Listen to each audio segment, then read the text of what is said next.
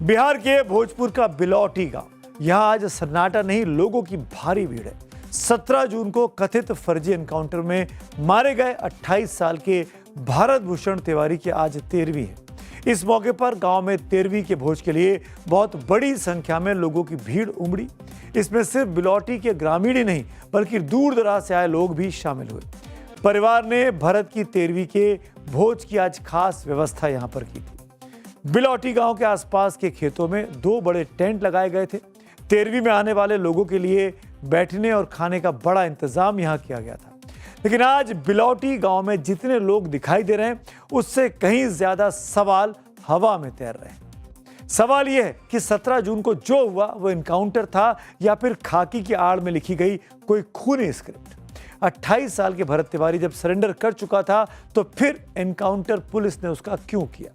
ऐसे कई सुलगते सवाल हैं जिनकी पूरी फाइल आज हम खोलकर आपको दिखाएंगे। साथ में यह भी बताएंगे कि भरत की मोबाइल में 1400 करोड़ का वो कौन सा राज छिपा है जिसे कथित फर्जी मुठभेड़ से जोड़कर अब देखा जा रहा है।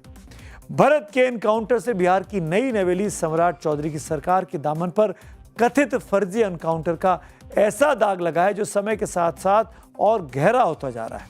भले ही डैमेज कंट्रोल के लिए सम्राट सरकार ने न्यायिक जांच के आदेश दे दिए हों, नामजद एफआईआर दर्ज हो गई हो, 5 पुलिस कर्मियों तक को सस्पेंड कर दिया हो, लेकिन आज बिलौटी गांव में जुटा ये हुजूम सिर्फ और सिर्फ भरत की 13वीं का हिस्सा नहीं है, बल्कि सिस्टम के खिलाफ दहकती हुई गुस्से की वो आग भी है जिसकी लपटों के चक्रव्यूह में सम्राट सरकार को घेरा जा रहा है। भरत की मां की आंखों में के आंसू भले आज सूख चुके हों, लेकिन उनके और पूरे गांव के सवालों की धार अब पहले से कहीं ज्यादा तेज है। सरेंडर के बाद सीधे एनकाउंटर की इस थ्योरी ने मानवाधिकारों और कानूनी प्रक्रियाओं को पूरी तरीके से बौना साबित किया है। हर कोई ये पूछ रहा है कि भरत तिवारी का गुनाह क्या था। हमारे संवाददाता साकेत ने जब भरत तिवारी की मां आशा देवी के साथ आज बातचीत की तो उन्होंने क्या कहा, सबसे पहले आप ये सुनिए। हमरा हाई कोर्ट पर CBI जांच होके के चाहिए। हाई कोर्ट पर पटना तो विश्वास बा हमरा कि इंसाफ हमरा मिली। हमरा ये मांग बा कि जे मरले बा जेकर हाथ बा ओकरा फांसी चाहिए। सरकार से है हमारा मांग बा फांसी की सजा। हाँ, फांसी की सजा। हमरा कुछ ना चाहिए सरकार से, हमरा कोनो चीज ना चाहिए। हमरा यह चाहिए फांसी पहुँचने के, फांसी होके के चाहिए। जे मरले बा जेकर हाथ बाजी मरले बा में STO वाला बड़े सौरी सबके फांसी। STM आ ओकरा बाद SP साहब आ ओकरा बाद DSP हमनी पर लाठी चार्ज करा दलस शाश्वत ही पर। SDM का क्या रोल है इसमें? ये में रोल बा 1400 करोड़ आयल है रोल बा में, उ घोटाला भइल बा, उहे लइका हमरा सब जान कर लो। 1400 करोड़ के घोटाला सब जान कर ला। उहे पोल खोले वाला देखला सकी कि अब हमार इतर लइका अथी क के हमरा के फांसी पे टंगवा दी। एक मां अपने बेटे के लिए इंसाफ की गुहार लगा रही है, दोषियों को फांसी की सजा देने की मांग कर रही है। लेकिन एक बात जिसका जिक्र आशा देवी कर रही है वो है 1400 करोड़। मां का कहना है कि उनके बेटे के मोबाइल में भ्रष्टाचार के वो सबूत थे जिसके चक्रव्यूह में भोजपुर प्रशासन और SDM घिरे हुए हैं। भरत की मां आशा देवी का साफ साफ कहना है कि इसी भ्रष्टाचार के खिलाफ उनका बेटा आवाज बुलंद कर रहा था। भरत के मोबाइल फोन में 1400 करोड़ के बहुत बड़े घोटाले और भ्रष्टाचार के ऐसे पुख्ता सबूत मौजूद थे जो अगर सामने आ जाते तो कई बड़े चेहरों को बेनकाब होना तय था। इसीलिए उसे खामोश कर दिया गया, उसका गलत तरीके से एनकाउंटर कर दिया गया। ये तो सच है कि भरत तिवारी सोशल मीडिया पर सिस्टम में फैले भ्रष्टाचार की पोल खोलता था। यह भी सच है कि वो आम जनता, गरीबों और समाज से जुड़े जमीनी मुद्दों को मुखरता से उठाता था। इसीलिए कई लोग उसे गरीबों का मसीहा तक कह रहे हैं।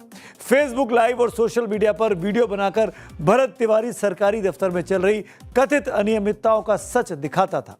जाहिर है ऐसे में उसके पास भ्रष्टाचार से जुड़े कुछ कागजात, कुछ सबूत हो सकते हैं। तो क्या जो भरत की मां कह रही है वो सच है? क्या बड़े भ्रष्टाचार को उजागर करने से पहले ही भरत तिवारी को रास्ते से हटाया गया? इसकी जांच होनी ही चाहिए। इस पूरे रहस्य का सबसे बड़ा राजदार यानी भरत का मोबाइल फोन इस समय जांच अधिकारियों के पास है। सच तभी सामने आएगा जब भरत के मोबाइल की फॉरेंसिक जांच होगी, क्योंकि खतरा इस बात का सबसे ज़्यादा है कि कहीं जांच की आड़ में उस मोबाइल का डेटा डिलीट ना कर दिया जाए, करप्ट ना कर दिया जाए, कहीं उन कथित घोटालों के वीडियो और ऑडियो फाइल्स को नष्ट ना कर दिया जाए, जो कई अधिकारियों के गले की फंदा बनी हुई है। तीखे सवाल कथित फर्जी एनकाउंटर के वक्त मौजूद स्थानीय एसडीएम की मौजूदगी को लेकर भी सवाल उठाते हैं कि वो मौके पर क्या कर रहे थे। अगर 1400 करोड़ के भ्रष्टाचार के आरोप सही हैं तो सवाल यह है कि बिहार सरकार आखिर कर क्या रही है। जब भरत सोशल मीडिया पर लगातार कथित भ्रष्टाचार के वीडियो दिखा रहा था तब सरकारें जागी क्यों नहीं? अगर सरकार पहले एक्शन ले लेती तो आज उसके दामन पर फर्जी एनकाउंटर का दाग नहीं लगा होता। सुप्रीम कोर्ट का फर्जी एनकाउंटर को लेकर रुख हमेशा से बहुत सख्त और स्पष्ट रहा है। सर्वोच्च न्यायालय ने कहा है कि फर्जी एनकाउंटर सिर्फ एक व्यक्ति की हत्या नहीं है, बल्कि ये लोकतंत्र की नींव यानी कानून के शासन, रूल ऑफ लॉ पर हमला है। सुप्रीम कोर्ट अपनी एक टिप्पणी में साफ साफ कह चुका है कि एक सभ्य समाज में पुलिस खुद ही जज, जूरी और जल्लाद नहीं बन सकती है। अगर पुलिस ही फैसला करने लगेगी कि किसे मरना चाहिए तो फिर अदालतें बंद कर देनी चाहिए। देश में संविधान है, नियम है, कायदे हैं, कानून है। कानून पुलिस को किसी भी स्थिति में किसी नागरिक या अपराधी को जान लेने की लाइसेंस नहीं देता है। पुलिस केवल 2 विशेष परिस्थितियों में ही बल प्रयोग या गोलीबारी कर सकती है, जब कोई पुलिस पर जानलेवा हमला करता है और पुलिस कर्मियों की जान को सीधा खतरा होता है, तब वो आत्मरक्षा में जवाबी गोलीबारी कर सकते हैं। यहाँ पे तो भरत ने सरेंडर कर दिया था, अपना हथियार फेंक दिया था, तब भी भरत तिवारी का एनकाउंटर किया गया।